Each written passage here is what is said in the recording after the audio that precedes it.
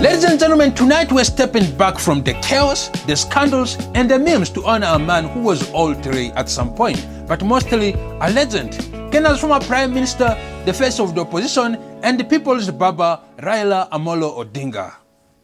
On Thursday morning, his body arrived at Jomo Kenyatta International Airport, and the scene looked like a World Cup final where Kenya actually qualified.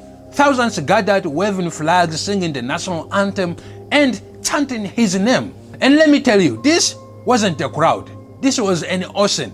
Even the wind stopped to listen. Yeah, the man's homecoming had more emotion than a Nigerian wedding with two mother-in-laws. Imagine how that is. Yeah. And of course, the Boda guys showed up in full convoy. Yeah, you know you have tasked the people when the same people who ignore traffic lights start escorting your coffin with discipline. Yeah. But that's Baba. The man could unite politicians, preachers, even pickpocketers all in one rally.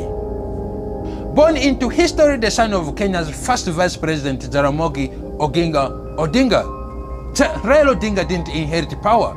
He inherited problems.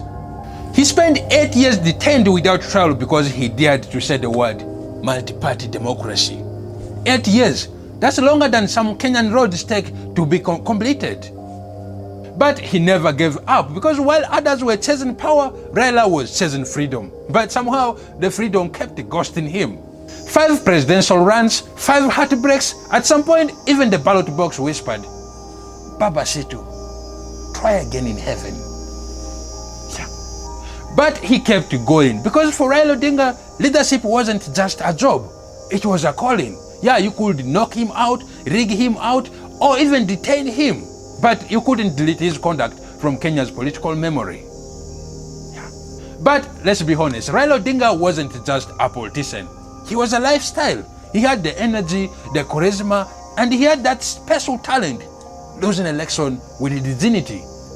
Every time he said the election was stolen, Kenyans didn't even argue. They just said, again. Yeah, and here's the thing. Even his losses turned into lessons. Yeah.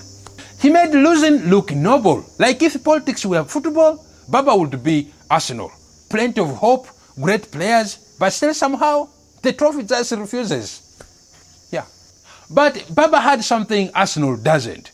Resilience. Yeah. He never switched teams, he never gave up, and he never stopped believing that Kenya could do better.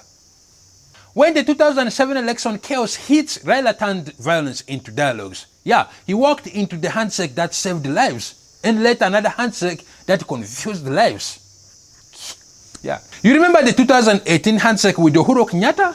That one shook Kenya's entire political system. Yeah, half the country was like, wait, so are we friends now?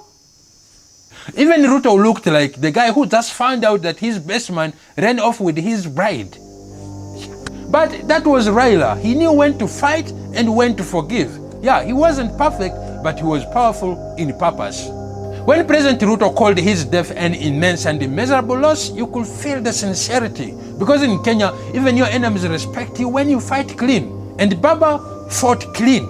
Yeah, even when politics is dirtier than, River Nairobi. Now Kenya begins 7 days of mourning, 7 days of celebrating a man who turns a struggle into story and the opposition into a profession. His body will lie in state at parliament because even in death, Baba managed to make it to the place that always rejected his bills. On Friday, there will be a national funeral, and on Sunday, his body will be laid to rest in Bondo. Bondo, the place that raised him, carried him, and now will keep him. And somewhere in that soil between the mango trees and the lake breeze lies the heartbeat of Kenya's political soul. You see, Raila wasn't just a man, he was a mirror. He reflected Kenya's hopes, its chaos, and its stubborn optimism. He shows us that democracy isn't just about winning an election, it's about never giving up faith. He taught an entire generation that you can fight the system and still shake hands with it, that you can lose 5 times and still command 5 million hearts. Baba never made it to the state house, but he made it into the history. And that is the house that matters the most.